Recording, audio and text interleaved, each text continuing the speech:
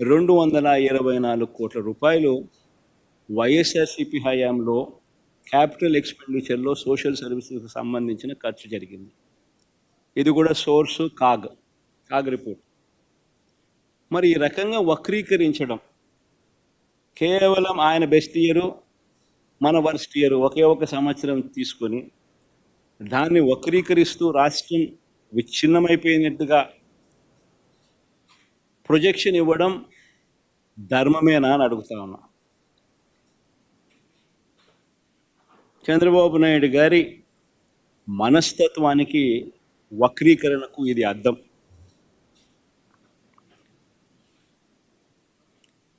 ఏ రకంగా కూడా చూసుకున్నా కూడా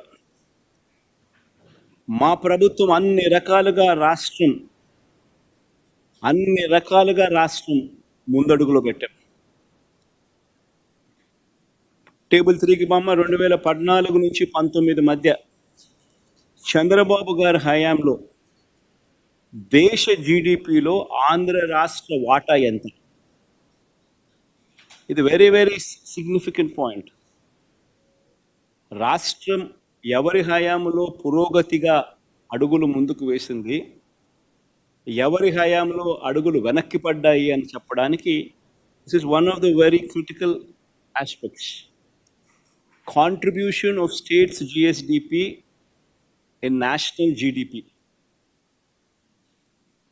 నేషనల్ జీడిపిలో రాష్ట్ర వాటా ఎంత అని చూస్తే చంద్రబాబు నాయుడు గారు 5 సంవత్సరాలలో 4.47% వాటా అయితే వైఎస్ఆర్సీపీ హయాం 5 సంవత్సరాలలో ఆ వాటా ఏకంగా 4.80% పెరిగింది.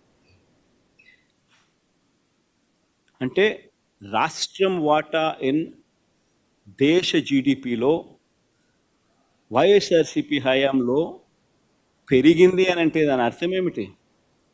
ఎవరి హయాంలో రాష్ట్రం విధ్వంసమైంది, ఎవరి హయాంలో రాష్ట్రం పరిగెత్తింది అని చెప్పడానికి ఇదొక నిదర్శనం. సోర్స్ కూడా MoSPI, Ministry of Statistics and Programme Implementation source. ఇవన్నీ నేను చెప్పేది ప్రతి డాక్యుమెంట్ నేను రిలీజ్ చేసేది విత్ ఎవిడెన్స్, విత్ సోర్స్. ఇది మాస్పి సోర్స్. ఇంకొక ఆస్పెక్ట్ చూపిస్తాం. చంద్రబాబు నాయుడు గారు గతంలో దిగిపోయే నాటికి 2018 నుంచి 2018-19లో దిగిపోయే నాటికి తలసరి ఆదాయం, అంటే రాష్ట్ర ప్రజల తలసరి ఆదాయంలో మనం దేశంలో 18వ స్థానంలో ఉన్నాం.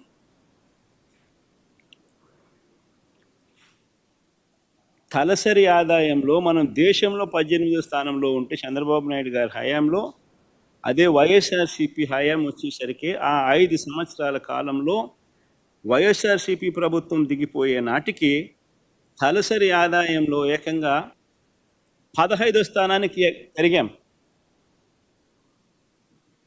డేటా 2022-23 దాకా డేటా వాళ్ళు ఇచ్చినారు. ఆ డేటా ప్రకారం మీరే చూసుకోండి.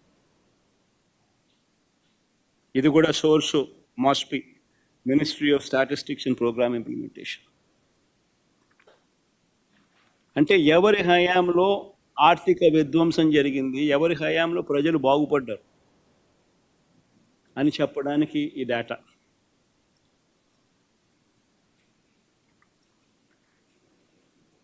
రెండు 2019 నుంచి 2024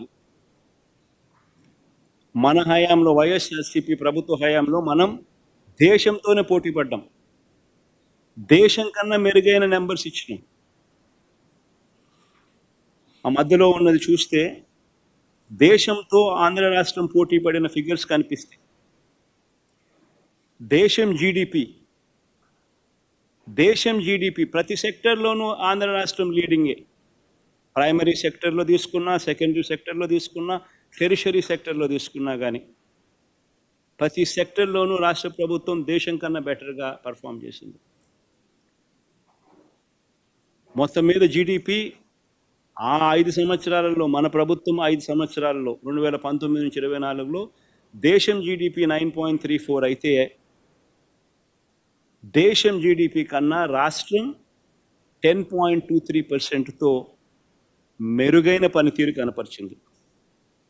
సోర్స్ ఇది కూడా MoSPI, Ministry of Statistics and Programme Implementation. ఇంకొక ఫ్యాక్టర్ తీసుకుందాం, పారిశ్రామిక రంగం జీబీఏ. పారిశ్రామిక రంగం జీబీఏ అంటే ఇండస్ట్రీ, పరిశ్రమలు, పారిశ్రామిక రంగానికి సంబంధించిన పురోగతి, దీనికి సంబంధించిన గ్రాస్ వాల్యూ యాడెడ్ ర్యాంకింగ్ ఏమిటి అని చెప్పి చూస్తే, చంద్రబాబు దిగిపోయే నాటికి దేశంలో మన రాష్ట్రం 11వ స్థానంలో ఉంటే, అదే మా హయాంలో 2023-24 డేటా క్లియర్గా కనిపిస్తూ ఉంది, 9వ స్థానానికి ఎదిగాం. అంటే ఇండస్ట్రీ జీబీఏ, పారిశ్రామిక రంగం విషయంలో ఎవరి హయాంలో రాష్ట్రం పరిగెత్తింది, ఎవరి హయాంలో పురోగతి కనిపించింది అని అంటే, చంద్రబాబు దిగిపోయే నాటికి దేశంలో మన రాష్ట్రం దేశంలో 11వ స్థానంలో ఉంటే, మన హయాంలో ఏకంగా 9వ స్థానానికి ఎదిగాం. 2.5 ఏళ్ల పాటు కోవిడ్ ఉన్నా కూడా ఈ లెక్కలన్నీ, ఇవన్నీ కూడా నేను మళ్ళీ చెప్తా ఉన్నా, 2.5 సంవత్సరాలు కోవిడ్ ఉన్నా కూడా పెర్ఫార్మెన్స్ ఇది. మరి ఎవరిది ఆర్థిక విధ్వంసం? అందరూ ఆలోచన చేయాలి. దీని సోర్స్ కూడా ఆర్బీఐ, సోర్స్ కూడా MoSPI, Ministry of Statistics and Programme Implementation and RBI. తర్వాత ఇంకొకటి ఫ్యాక్టర్ కూడా తీసుకొస్తాం. ఈ మధ్యకాలంలో మొన్న చంద్రబాబు నాయుడు గారు ప్రజెంటేషన్ ఇస్తూ, ఇక్కడ కూడా వక్రీకరణే, ఆయన ప్రతి అడుగు వక్రీకరణ, ప్రతి అడుగు అబద్ధం, ప్రతి అడుగు మోసం.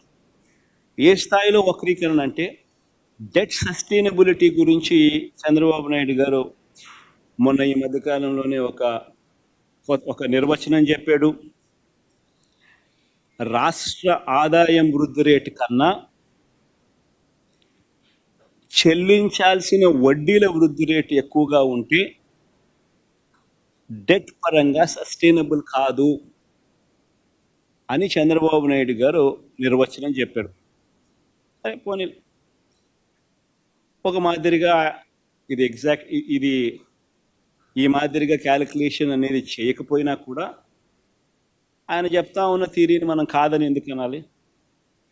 పోనీ ఆయన చెప్తా ఉన్న థియరీ ప్రకారం, ఆయన చూపించే థియరీలో ఆంధ్ర రాష్ట్రం మన పాలనలో మాత్రమే ఏం జరిగింది అని మాత్రమే చూపిస్తాడు తప్ప, ఆయన హయాంలో ఎలా ఉంది అని కూడా చూపించాలి కదా, అది చెప్పడు. ఇదే డెట్ సస్టైనబిలిటీ గురించి ఒకసారి గమనించినట్టయితే 2014 నుంచి 19 నాటికి, అంటే చంద్రబాబు నాయుడు గారి హయాంలో ఎలాంటి కోవిడ్ లేదు, ఎలాంటి పాండమిక్ లేదు, ఇవన్నీ ఏవీ లేకపోయినా కానీ చంద్రబాబు నాయుడు గారి పరిస్థితి ఏమిటి అని చెప్పి చూస్తే, ఒక్కసారి గమనించినట్టయితే ఇక్కడ కేంద్ర ప్రభుత్వం కంపారిజన్ ఒకసారి ఫస్ట్ చేద్దాం. కేంద్ర ప్రభుత్వం గుణాంకాలు ఒక్కసారి గమనిద్దాం. కేంద్ర ప్రభుత్వం గుణాంకాలు పరిశీలిస్తే, కేంద్ర ప్రభుత్వం చంద్రబాబు నాయుడు గారి మాదిరిగా ఆ 5 సంవత్సరాలు లెక్కలేకి వేసుకుంటే పరిస్థితి ఏమనిపిస్తుంది? కేంద్ర ప్రభుత్వం కట్టిన వడ్డీల వృద్ధి రేటు 9.26% అయితే, కేంద్ర ప్రభుత్వానికి సంబంధించిన కంపౌండెడ్ యాన్యువల్ గ్రోత్ రేట్ అంటే వృద్ధి రేటు జీడిపిలో 10.97%. అంటే మంచిదే. దేశం వృద్ధి రేటు కట్టాల్సిన వడ్డీల వృద్ధి రేటు కన్నా ఎక్కువగా ఉంది. ఇది చంద్రబాబు నాయుడు చెప్పిన థియరీ ప్రకారం బాగానే ఉంది అని చెప్పి అనిపించే ఒక డేటా. మరి ఇదే మాదిరిగానే చంద్రబాబు నిర్వచనం ప్రకారం ఇదే మాదిరిగా చంద్రబాబు గారి హయాంలో ఎలా ఉంది అని కూడా ఒక్కసారి గమనిస్తే, చంద్రబాబు గారి హయాంని దాచిపెట్టాడు చంద్రబాబు నాయుడు గారు, తెలివిగా ఇది చూపించాల. చంద్రబాబు నాయుడు గారు దిగిపోయే నాటికే రాష్ట్రం పరిస్థితి ఏంటంటే, కట్టాల్సిన వడ్డీల వృద్ధి రేటు 15.43% ఉంటే, రాష్ట్ర ప్రభుత్వంలో GSDP growth rate, compounded annual growth rate పెరుగుదల ఎంత అంటే 13.46. అంటే ఈ థియరీ ప్రకారము, చంద్రబాబు నాయుడు గారు చెప్పిన థియరీ ప్రకారము, డెట్ సస్టైనబిలిటీ అన్నది చంద్రబాబు నాయుడు గారు దిగిపోయే నాటికే పరిస్థితి ఇది. అంటే రాష్ట్ర ప్రభుత్వానికి సంబంధించిన జిఎస్డిపి గ్రోత్ రేట్ కన్నా కట్టాల్సిన వడ్డీల గ్రోత్ రేటు రాష్ట్రంలో ఎక్కువ ఉంది చంద్రబాబు నాయుడు దిగిపోయే నాటికి. ఇది చంద్రబాబు నాయుడు గారు తెలివిగా పక్కన పెట్టాడు, చూపించాడు. కానీ చంద్రబాబు నాయుడు గారి హయాంలోనే ఈ పరిస్థితి ఉంటే, ఆ తర్వాత మన ప్రభుత్వం 2019-24 వచ్చిన తర్వాత మన ప్రభుత్వంలో కోవిడ్ వచ్చింది. 2.5 సంవత్సరాలు కోవిడ్, అతలాకుతలమైన పరిస్థితులు, రాష్ట్రానికి సంబంధించిన ఆదాయ వనరులు తగ్గుదల కనిపించిన పరిస్థితులు, అనుకోని ఖర్చులు పెరిగిన పరిస్థితులు, రాష్ట్రమే కాదు దేశం కూడా అతలాకుతలమైన పరిస్థితి.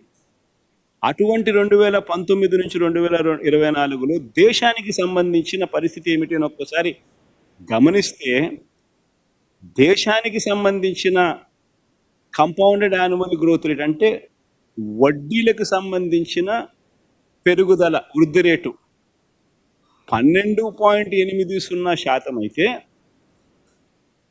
దేశానికి సంబంధించిన growth rate, compounded annual growth rate 9.34%. అంటే దాని అర్థం దేశం జీరో సస్టైనబిలిటీలోకి వెళ్ళిపోయింది దీని ప్రకారం. మరి అలాంటి పరిస్థితుల్లో రాష్ట్రం అన్నది పరిస్థితి ఏమిటి అన్నది ఒకసారి చూస్తే, రాష్ట్రము వడ్డీలకు సంబంధించిన వృద్ధి రేటు చంద్రబాబు నాయుడు గారి హయాంలో 15.43% ఉంటే, దాంట్లో పురోగతి సాధించి 13.92% తగ్గించగలిగాం. అది ఎప్పుడు?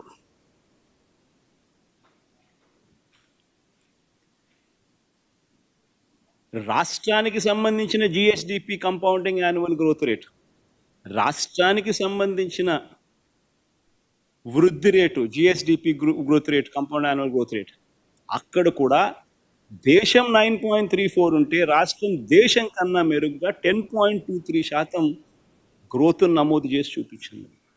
అంటే అక్కడ మనం ప్లస్సే. మరి ఇప్పుడు చెప్పండి, ఈ పిక్చర్ అంతా చూపించుకోకుండా కేవలం ఈ ఒక్క పిక్చర్ మాత్రమే చూపించి, వడ్డీలకు సంబంధించిన పెరుగుదల రేటు 13.92%, ఆంధ్ర రాష్ట్ర జిఎస్డిపి గ్రోత్ రేటు 10.23% మాత్రమే అని చూపించి, రాష్ట్రం విధ్వంసమైంది మన హయాంలో, వైఎస్ఆర్సీపీ హయాంలో అని చెప్పడం ధర్మమేనా?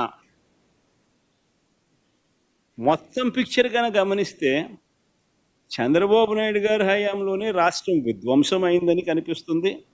జగన్ గారి హయాంలోనే, వైఎస్ఆర్సీపీ హయాంలోనే రాష్ట్రాన్ని చెయ్యి పట్టుకుని నడిపించే ప్రయత్నం జరిగింది అనేది కూడా అంతే స్పష్టంగా కనిపిస్తుంది.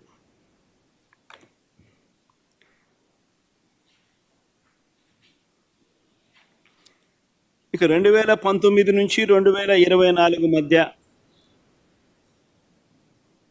పరిస్థితి ఏమిటి అని చెప్పి ఒకసారి గమనించినట్టయితే, మన రాష్ట్రంలోనే కాదు, కేంద్రంలోనే కాదు, ప్రపంచంలో కూడా తీసుకున్నా కూడా ఇదే పరిస్థితి.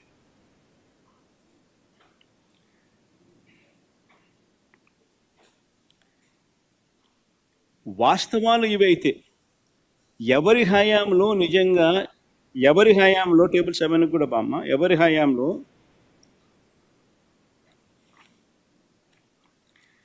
వాస్తవం ఇదైతే, ఎవరి హయాంలో రాష్ట్రం విచ్ఛిన్నమైంది. ఎవరి హయాంలో అప్పులు ఎలా ఉన్నాయి అని కూడా ఒకసారి గమనించినట్లయితే ఈ పెద్ద మనిషి చంద్రబాబు నాయుడు గారు అన్ని అబద్ధాలు మోసాలే చేస్తారు.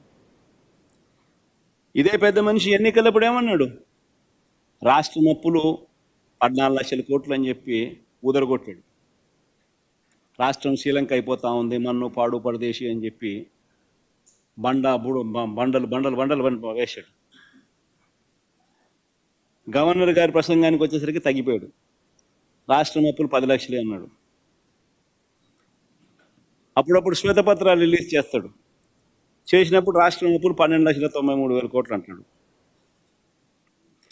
చివరికి బడ్జెట్ ప్రవేశపెడితే అప్పులు రాష్ట్రానికి ఎంత ఉన్నాయో చెప్పక తప్పదు అని చెప్పి బడ్జెట్ పెట్టడం కూడా పోస్ట్పోన్ చేసినాడు. ఇక చివరికి బడ్జెట్ ప్రవేశపెట్టక తప్పదు అని చెప్పి తప్పనిసరి పరిస్థితుల్లో నవంబర్లో బడ్జెట్ ప్రవేశపెట్టక తప్పల. ఏ రాష్ట్ర ప్రభుత్వమైనా కానీ ఎవడైనా ఎప్పుడైనా గమనించారా నవంబర్లో బడ్జెట్ ప్రవేశపెట్టడం? అంటే 3 నెలలు ఒక్క చంద్రబాబు నాయుడు గారి హయాంలోనే ఆ జిమ్మిక్కులన్నీ చూస్తాం. ఎందుకంటే బడ్జెట్ ప్రవేశపెడితే ఆ బడ్జెట్ డాక్యుమెంట్ రాయాలి రాష్ట్రానికి ఉన్న అప్పులు ఎంత ఉన్నాయి అని చెప్పి. ఆ డాక్యుమెంట్లో రాష్ట్రానికి ఉన్న అప్పులు ఎంత ఉన్నాయని ఒకసారి చూపించేస్తే ఆ తర్వాత ఇంక చంద్రబాబు నాయుడు ముసలి కన్నీరు కార్చలేడు, డ్రామాలు ఆడలేడు, జగన్ మీద చెప్పినట్టు అన్ని తప్పులు అని చెప్పి తెలిపోతాయి కదా. కాబట్టి బడ్జెట్ డాక్యుమెంట్ ప్రవేశపెట్టడమే నవంబర్ దాకా పోస్ట్పోన్ చేశాడు. చివరికి నవంబర్లో బడ్జెట్ డాక్యుమెంట్ ప్రవేశపెట్టేసరికి తనంతటి తానే బడ్జెట్ డాక్యుమెంట్ ప్రవేశపెట్టేటప్పుడు తనంతటి తానే 6,46,531 కోట్ల రూపాయలు అని చెప్పి తాను ప్రవేశపెట్టిన బడ్జెట్ డాక్యుమెంట్లో తానే ఒప్పుకోక తప్పలేదు. ఇంతకన్నా దారుణమైన మనిషి పరిస్థితి బహుశా ఎక్కడా ఉండదు.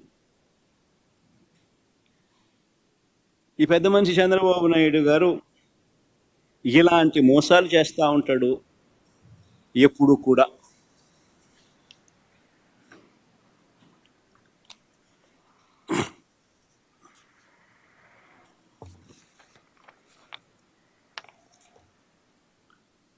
అర్థమయ్యేట్టుగా మన వరకు చూపించాం. ఎక్కడెక్కడ అంటే 6,46,000 కోట్లు అనేది చూపించాం ఆయన బడ్జెట్ డాక్యుమెంట్. చూసినారా? అది గమనిస్తే కనిపిస్తుంది. చూసినారా?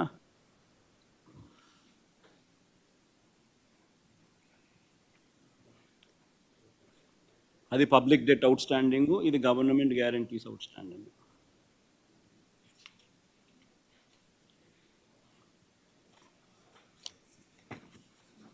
మళ్ళీ అన్ని కాపీస్ మీకు ఇస్తారులే, అందరు తీసుకొని పోండి. ఇన్ని వేయాలి మీ టీవీలలోనూ మీ పేపర్లలోనూ. మీరు ఇవన్నీ డాక్యుమెంట్ ప్రజెంటేషన్ కూడా చేయాలి. ఏ రకంగా బడ్జెట్ డాక్యుమెంట్ నువ్వు 6,46,000 కోట్లు రాష్ట్ర అప్పులు ఉన్నాయని చెప్పి చూపిస్తూ ఏ రకంగా నువ్వు 14 లక్షల కోట్లు 12 లక్షల కోట్లు 10 లక్షల కోట్లు అని చెప్పి ప్రజలను మిస్లీడ్ చేయడం ఎంత మటుకు ధర్మం అని చెప్పి అర్థమయ్యేట్టుగా అందరూ క్వశ్చన్ చేయాలి. ధర్మమేనా ఇటు చేయడము అని చెప్పి. ఈ పెద్ద మనిషి చంద్రబాబు నాయుడు గారు గుర్తుపెట్టుకోవాల్సిన అంశం ఏమిటి అని అంటే, ప్రజలందరికీ కూడా తెలియాల్సిన అంశం ఏమిటి అని అంటే, ఏ ప్రభుత్వం అయినా కూడా it is governed by FRBM norms. ఏ ప్రభుత్వం అయినా కూడా FRBM ప్రకారము రాష్ట్ర GSDPలో 3%, 3.5% సెంట్రల్ గవర్నమెంట్ డిసైడ్ చేస్తుంది. ఆ డిసైడ్ చేసిన ఆ పర్సంటేజ్ ప్రకారమే ఎవరైనా కూడా బారోయింగ్ చేయగలుగుతారు. అంతకన్నా ఎక్కువ చేసే అవకాశం చాలా తక్కువగా ఉంటుంది. కానీ ఒక్క చంద్రబాబు నాయుడు గారి పాలనలో మాత్రం అప్పట్లో అక్కడ కూడా కేంద్ర ప్రభుత్వంలో ఆయన చక్రం తిప్పుతా ఉన్నాడు కాబట్టి తాను హయాంలో మాత్రం టేబుల్ 7 చూపించు. తాను హయాంలో మాత్రం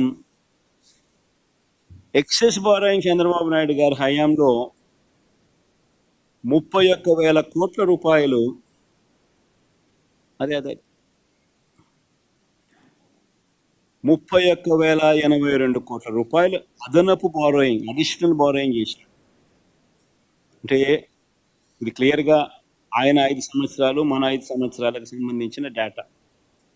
జిఎస్డిపి మనది ఇంత, ఫిజికల్ డెఫిసిట్ అంటే మనం బారో చేయగలిగిన లిమిట్స్ ఇంత, ఫిజికల్ డెఫిసిట్లో ఎంత percentage, physical deficit to GSDP percentage ఎంత, రికమెండేషన్ ఎంత రికమెండెడ్, ఆ రికమెండెడ్ అమౌంట్ అయితే ఎంత, చేయాల్సిన దానికన్నా ఎక్సెస్ ఎంత చేశారు అని ప్రతి సంవత్సరం గమనిస్తే 31,082 కోట్ల రూపాయలు చంద్రబాబు నాయుడు గారి హయాంలో చేయాల్సిన బడ్జెట్ కన్నా, చేయాల్సిన బారోయింగ్ కన్నా ఓవర్ బారోయింగ్ జరిగింది. ఇన్ఫ్యాక్ట్ మన కరం ఏంటంటే ఆయన ఓవర్ బారోయింగ్ మన హయాంలో 17,000 కోట్లు మన హయాంలో కట్ చేసింది.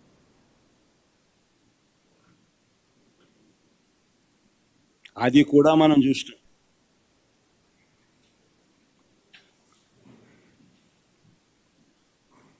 టేబుల్ 9 తీసుకుని బొమ్మ. ఇది వెరీ వెరీ ఇంట్రెస్టింగ్. ఇది బాగా చూడండి. ఈ slide is very very interesting slide. Chandrababu Naidu గారు వచ్చాక రాష్ట్ర ప్రభుత్వ సొంత ఆదాయం కూడా తగ్గింది. ఒకసారి